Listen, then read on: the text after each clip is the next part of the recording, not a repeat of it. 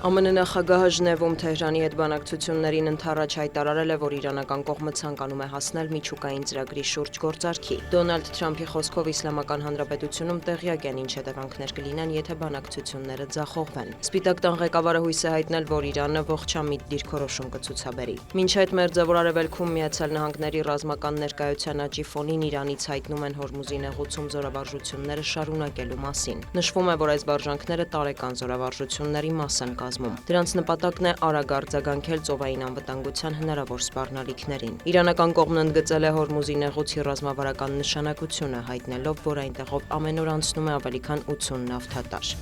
Ժնևում փետրվարի 17-ից 18-ը Ուկրաինայի, Ռուսաստանի եւ Միացյալ Նահանգների պատվիրակների եռակողմ հանդիպմանն ընդառաջ Դոնալդ Թրամփը կոչ է արել Կիևին հնարավորինս շուտ նստել բանակցությունների սեղանի շուրջ։ Air Force One-ում լրագրողների հետ զրույցում ԱՄՆ նախագահը հայտարարել է. «Ամեն ինչ շատ պարզ է լինելու, մենք ցանկանում ենք, որ ուկրաինացիները բանակցեն»։ Հայտնի է, որ 3 երկրի ներկայացուցիչներն արդեն մեկնել են Ժնև։ Ռուսական պատվիրակությունը գլխավորում է նախագահի օգնական Վլադիմիր Մեդինսկին, իսկ ուկրաինական պատվիրակությունը անվտանգության եւ ազգային պաշտպանության խորհրդի քարտուղար Ռուստեմ Ումերովը։ Ամերիկյան կողմը ներկայացնում են Թրամփի հատուկ բանագնացներ Սթիվ Ուիտկոֆը եւ Ջարեդ Քուշները։ Ավելի վաղ Թրամփը հայտարարել էր, որ Մոսկվան ցանկանում է գործարքի հասնել եւ Վոլոդիմիր Զելենսկին պետք է գործի, հակառակ դեպքում կկորցնի հնարավորությունը։ ԱՄՆ պետքարտուղարն էլ հավատացրել է, որ Վաշինգտոնը որևէ մեկի վրա ճնշում չի գործադրում եւ չի ստիպում հասնել խաղաղության համաձայնագրի։ Մենք պարզապես ուզում ենք օգնել նրանց, ասել է Մարկո Ռուբիոն։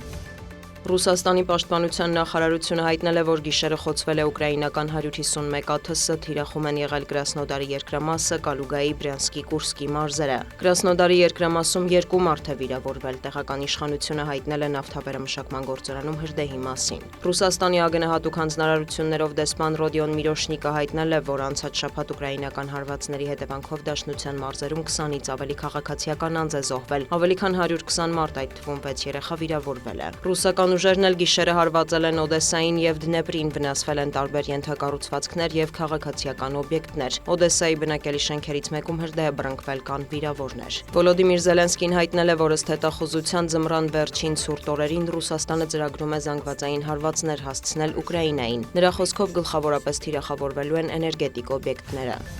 Չինաստանում նշում են Նոր տարվա առաջին օրը, ըստ արևելյան տոնացույցի Գարնանտոնի այս տարվա խորհրդանիշը հրեղեն ձին է։ Ավանդույթի համաձայն սպասվում է նոր ու կարևոր իրադարձությունների եւ փոփոխությունների ժամանակաշրջան։ Երկրի ամբողջ տարածքում տոնակատարություններ են անցկացվել, կազմակերպվել են մշակութային միջոցառումներ, ավանդական ներկայացումներ։ Տեղական իշխանությունները հայտնում են, որ դրանք հզոր խթան են տեղական շուկաների, զբոսաշրջության եւ տրանսպորտային ոլորտների զարգացման համար։ Չինաստանում Նոր տարին նշվում է 15 օր։ Դիանա Գասպարյան, լուրեր։